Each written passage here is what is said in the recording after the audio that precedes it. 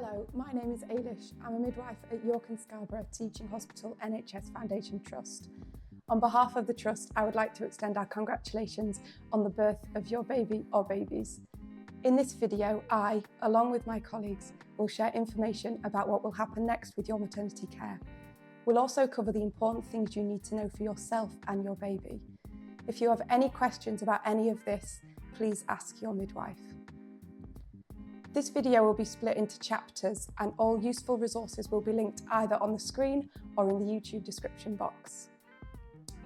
For support and advice in the postnatal period, please phone Maternity Triage at either York or Scarborough. The phone lines are staffed by midwives 24/7 and you can use this contact number until 28 days after you've given birth. If you would like to discuss your birth, please speak to a midwife in the hospital or in the community.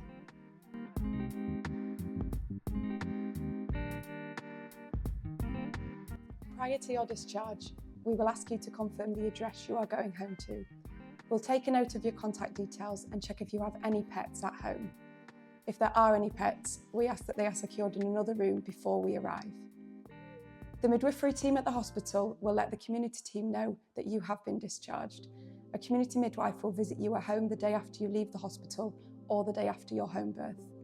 This is to check in on you and your baby. We can't tell you the time that the community midwife will come, so please don't make any plans to go out.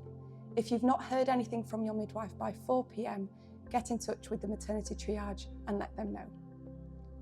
The midwife will offer to check over both you and your baby and will make plans for your next appointment. They may arrange to visit you at home again or arrange to meet you in a postnatal clinic. When you are seen will depend upon you and your baby's needs. There are some additional checks that you can expect besides your first day home visit. For instance, it's good practice to weigh breastfed babies on day 3 and all babies will be seen on day 5. On the day 5 appointment, the newborn blood spot test will be offered. We will talk about this later in the video.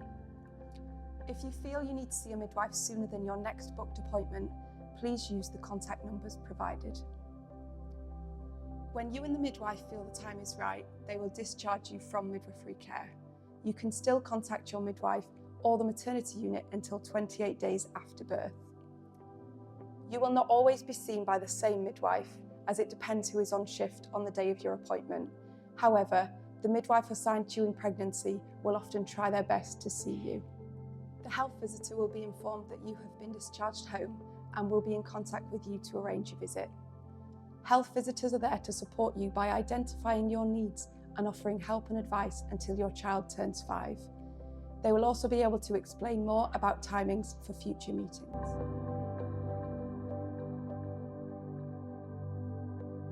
In this section, we're going to talk about some information that may be helpful for you. Firstly, we'll discuss symptoms you need to seek help for yourself. You can use the contact numbers provided to ask questions, seek advice for concerns 24/7 up to 28 days after your baby's birth. The midwives are here to help you, so do not delay phoning for advice if you are worried. Alternatively, you can seek the GP, ideally the same day appointment, or call 111 for advice. For any serious concerns, you can phone 999. Whether a vaginal or caesarean birth, after your baby is born, you will experience bleeding. This will start off similar to a heavy period. You may find a little more blood comes out after breastfeeding if this is your feeding method. If you feel your blood loss is becoming heavier, has an offensive smell, or you are worried about your blood loss, please call for advice. You can call an ambulance if the bleeding is heavy. In the weeks after you've given birth, it is important not to ignore any high temperatures. If you feel shivery or have flu-like symptoms or a temperature above 37.5 degrees, please contact triage. This is important because infections such as sepsis are possible after having a baby, so it is best to get concerning symptoms checked quickly.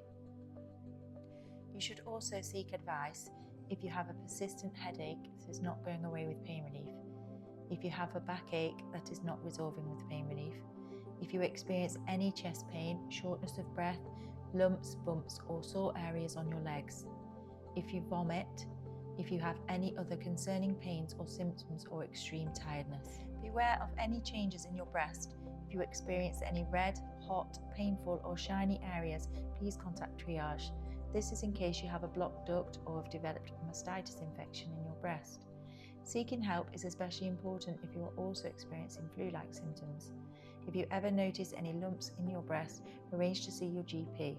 We would encourage you to check your breast regularly.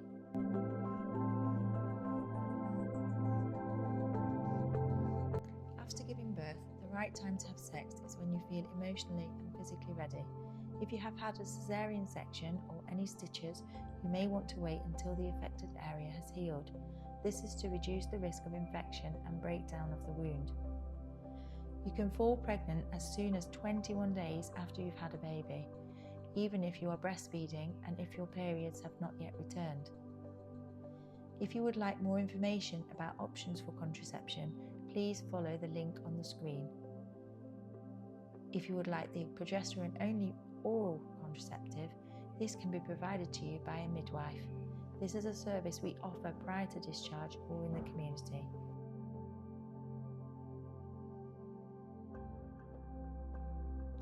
During delivery, it is common to experience bruising, grazes or tears.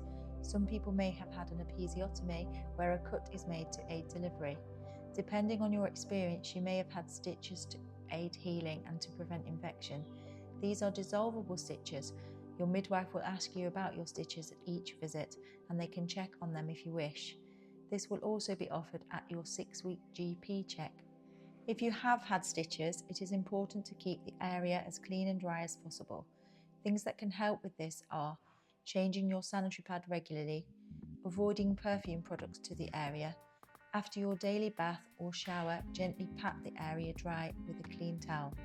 Good hand hygiene also helps to reduce the risk of infection. If you are experiencing any pain or discomfort that is not relieved using pain relief, if you are worried about your stitches, please use the contact numbers provided.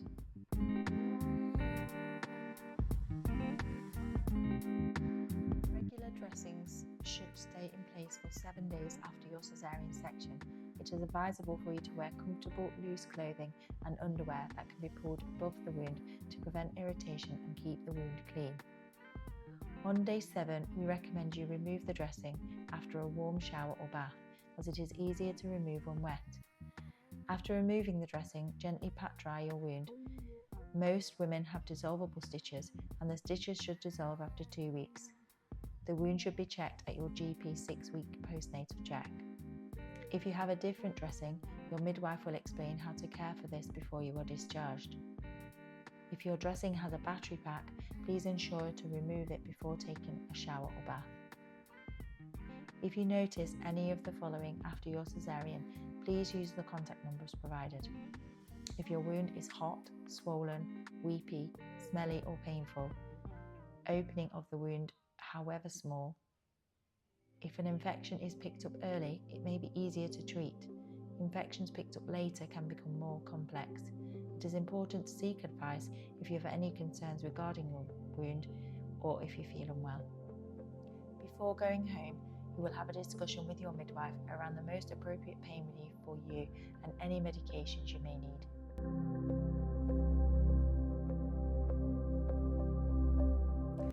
This section of the video is slightly longer as it discusses emotional well-being and perinatal mental health.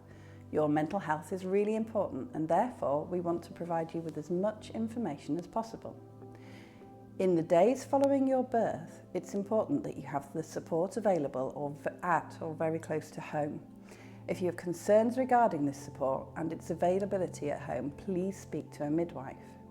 Many people experience heightened emotions when they become a parent.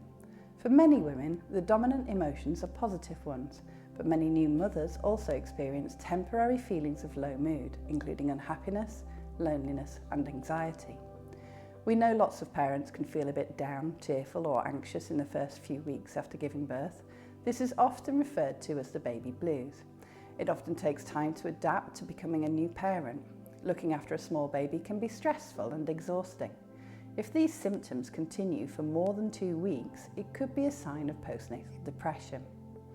Postnatal depression is a type of depression that many parents experience after having a baby. It affects more than 1 in 10 women up to a year after giving birth, and it can also affect partners too. Many women do not realise they have postnatal depression because it can develop gradually. It's important to seek help as soon as possible if you think you might be depressed. If not, your symptoms could last months or get worse and have a significant impact on you, your baby and your family. With the right support, most people make a full recovery.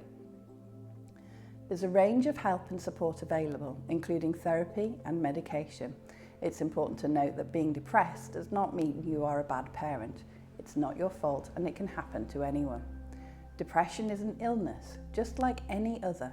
If you think you may be depressed or have any concerns about your emotional or mental health, please speak to a GP, midwife or health visitor. If you have any concerns about your own or your baby's safety, seek help immediately.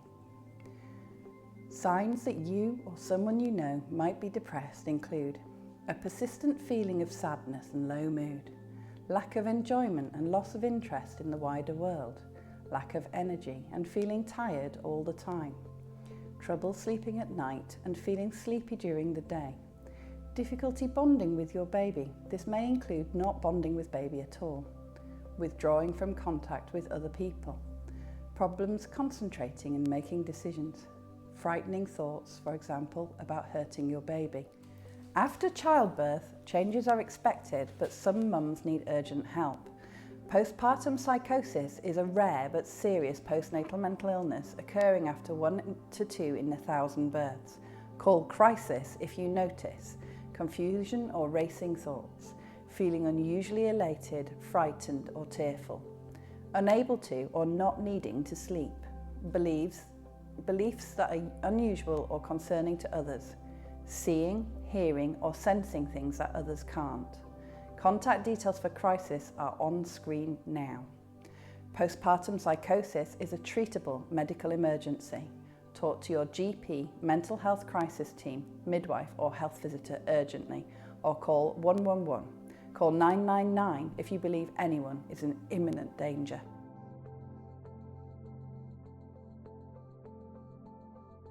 Following the birth of your baby, you are encouraged to make an appointment with your GP for 6 to 8 weeks after delivery.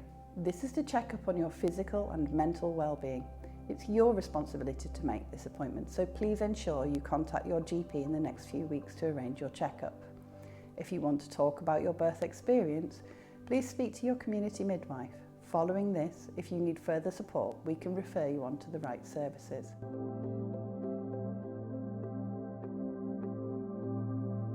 Your pelvic floor muscles are a group of muscles that sit underneath the pelvis. They are attached to the pubic bone at the front and the tailbone at the back, forming a sling of muscles in between the legs. These muscles help to support the bladder, bowel and womb, and also help improve sexual satisfaction. After pregnancy and giving birth to your baby, your pelvic floor muscles can become weak, regardless of how your baby was born. Strengthening your pelvic floor muscles can help to prevent problems such as urinary incontinence, bowel incontinence, and pelvic organ prolapse. Urinary incontinence is leaking wee when you cough, sneeze, lift, and take part in sports, or when you can feel the urge to wee but can't reach the loo in time. Bowel incontinence is when you leak poo or can't control wind, and this can happen with coughing, sneezing, lifting, and with sporting activity, or when you have the urge to poo but can't reach the loo in time. Pelvic organ prolapse is discomfort in the vagina or pelvic floor, often described as feeling something coming down or bulging vaginally. These symptoms are very common but are not normal, and if you are experiencing any of these, speak to your doctor or healthcare professional who can refer you to a specialist pelvic health physiotherapist for support. The aim of physiotherapy treatment is to strengthen the pelvic floor muscles, to make them bulkier and stronger, so they give you better support to help the pelvic organs and speed up the reaction of the muscles. This improves the function of the muscles, giving you better bladder, wind and bowel control. Your muscles will start to feel stronger if you do regular pelvic floor exercises. Scan the QR code on screen now for information booklets and short video clips that will help you get started with your pelvic floor muscle training. You can also find the link in the description box below.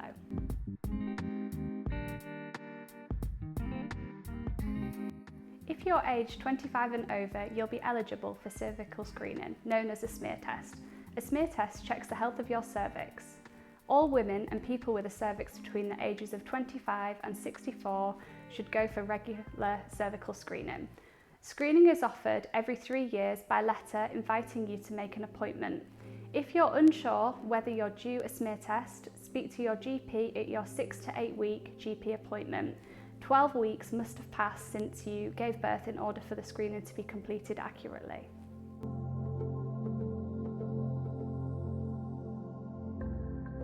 Here are some of the things you need to do after the birth of your baby. You need to ensure your baby is registered with your GP. The hospital will let them know that your baby has been born, but you also need to contact your GP practice to register your baby. If your baby needs a GP appointment before you have registered them, you will still be able to be seen, so please contact your GP as you usually would for yourself. Secondly, you will need to make an appointment to register your baby's birth. This needs to be done by the time the baby is 6 weeks old. To find out where you can register your baby's birth, please follow the QR code on screen or click on the link in the description box below. Finally, you need to book a 6 to 8 week checkup with your GP.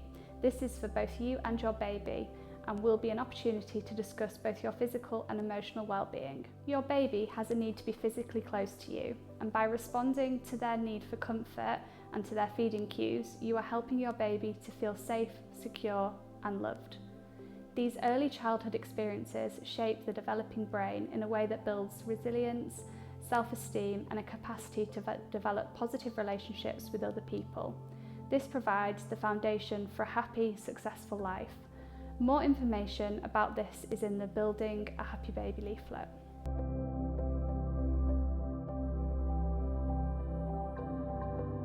It can be difficult to tell when a baby is seriously ill, but the main thing to remember is to trust your instincts. You know better than anyone else what your child is usually like, so you'll know when something is seriously wrong. If you're worried about your baby's well-being, always get advice as soon as possible. Here's a checklist of warning signs that might indicate your baby is seriously ill and requires medical help. A high temperature but cold hands and feet, a very high or low temperature, your baby feels hot or cold to touch, your baby's unusually quiet even when their temperature is not high, for example not waking for feeds as they usually do, rapid breathing or panting, a throaty noise while breathing, your baby's finding it hard to get their breath and is sucking their stomachs in under their ribs. Other signs include blue, pale, blotchy or ashen grey skin. On brown or black skin, this may be easier to see on the palms of the hands or soles of the feet. Your baby's hard to wake up or appears disorientated or confused. Your baby is crying constantly and you cannot console or distract them, or the cry does not sound like their normal cry. Green vomit, your baby is not feeding normally, nappies that are drier than usual. This is a sign of dehydration. If your child has any signs of serious illness, get medical help as soon as possible. You can contact Maternity Triage until your baby is 28 days old. You can also contact NHS 111, your GP surgery, or take the baby into A&E if you are very worried. Call 999 for an ambulance if your baby stops breathing, will not wake up, has a spotty purple or red rash anywhere on their body that does not fade when you press a glass against it. This could be a sign of sepsis. On brown or black skin, this may be easier to see on the palms of their hands or the soles of their feet. If your baby is under 8 weeks old and you're very worried about them, has a febrile seizure or fit for the first time even if they seem to recover, has a severe allergic reaction, may have been seriously injured by you or somebody else. Trust your instincts. You know what's different or worrying behaviour in your baby.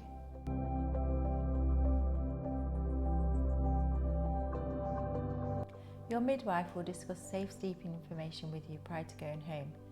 The key information for safe sleeping for your baby is sleep with your baby in the same room for at least the first 6 months after they are born. Keep the room temperature at 16 to 20 degrees. Make sure your baby sleeps on a firm, flat mattress, lying face up rather than face down or on their side. Don't sleep on a sofa or chair with the baby. The risk of SIDS is 50 times higher for babies when they sleep on a sofa or armchair with an adult. They are also at risk of accidental death, as they can easily slip into a position where they can be trapped or can't breathe. Not having pillows or duvets near the baby. Not having other children or pets in the bed when sharing a bed with your baby. We strongly advise not to share a bed with your baby if their birth weight was low, less than 2.5 kilograms, if they were born before 37 weeks of pregnancy, or either parent has had a drink of alcohol, smokes, or has taken medication that causes drowsiness, has used recreational drugs. The Lullaby Trust has more information on their website, including advice on products, travel and weather, and twins. We do not advise your baby wears a hat indoors after the first 24 hours of age, as this can cause them to overheat.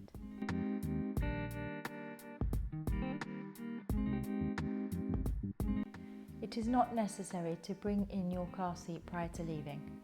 When travelling, it is important baby is always travelling in a rear-facing car seat suitable for their age and weight. The seats need to be properly fitted into the car following the manufacturer's instructions. Make sure your baby is securely strapped in according to the manufacturer's instructions. The straps should be tight so that you can only slide 2 fingers between the baby and the straps.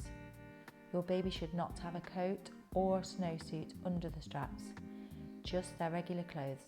If you are concerned about your baby being cold, place a blanket over the securely fastened harness belt, rather than bulky layers underneath the straps.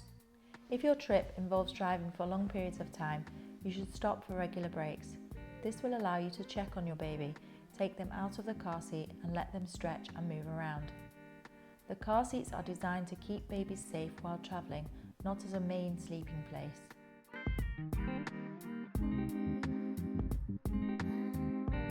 ICON, the Babies Cry You Can Cope programme, supports parents and carers to manage normal infant crying and to prevent abusive head trauma injuries to babies caused by shaking, also referred to as shaken baby syndrome. ICON is an evidence-based programme designed to help parents and carers understand the normal crying pattern of young infants and to help them develop successful coping mechanisms to deal with this.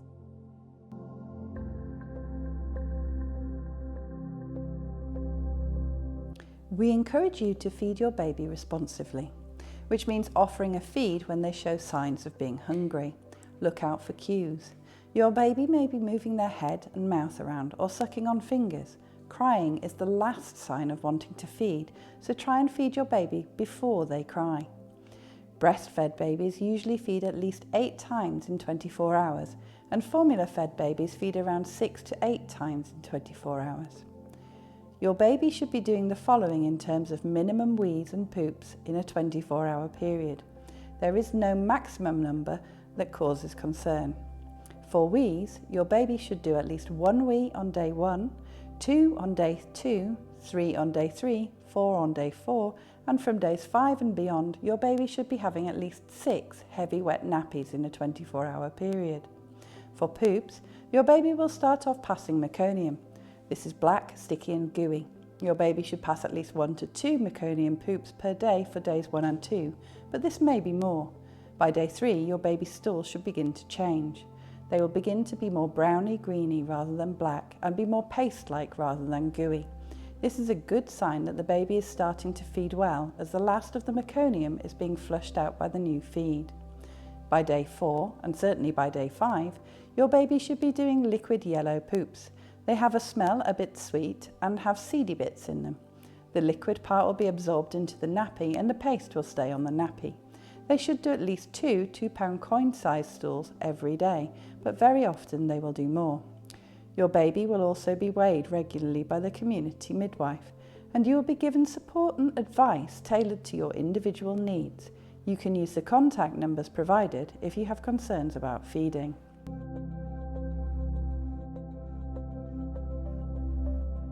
There are 3 screening programs that are recommended for newborn babies. These are the Newborn Infant Physical Examination, or NIPE, the Newborn Hearing Screening Programme, NHSP, and the Newborn Spot, NBS. Before the screening is completed, the tests will be explained to you, and you will need to consent if you want your baby to be screened. The Newborn Infant Physical Exam, or NIPE, should be completed by the time baby is 72 hours old.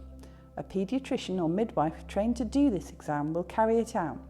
If you are not sure if your baby has had their NIPE exam yet, do ask your midwife before you go home. Your baby should also have an infant physical examination with the GP at 6 to 8 weeks of age, as not all anomalies may be detected at birth. Newborn hearing screening is usually completed before you go home. If this is not done, you should receive a letter when you get home with the time and date of your appointment. Screening should be completed by 28 days of age.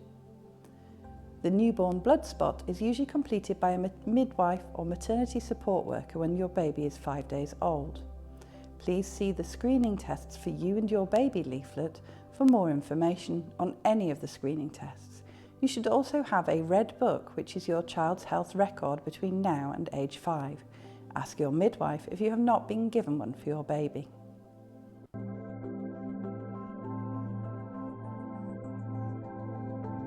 Hi, I'm Elida and I'm part of York and Scarborough Maternity and Neonatal Voices Partnership, otherwise known as MNVP. York and Scarborough MNVP is a group of service users, healthcare professionals and local organisations working together to improve maternity and neonatal care. We work closely with York and Scarborough maternity services and have a great relationship with them, but it is also part of our remit to be an independent platform for feedback. We provide a neutral space for service users and their families' voices to be heard. We work together with the Trust to ensure your voices are acted upon in the planning, design and delivery of maternity and neonatal care. We do this by gathering feedback from people like you who've recently used services, as well as anyone supporting you through pregnancy, birth and beyond. Your voice is so important to us and we want to hear about your experience of maternity care. If you'd like to share your experience or get involved, email us at yorkdistrictmnvp@gmail.com. We also attend existing groups and host our own engagement events, so keep an eye out for those. Please follow us on Facebook or Instagram to stay informed on what we're up to and how you can help shape the future of your maternity services. Be part of patient-led change in maternity and neonatal services. We hope you have found this discharge information video helpful. Please do ask your midwife if you have any questions at all.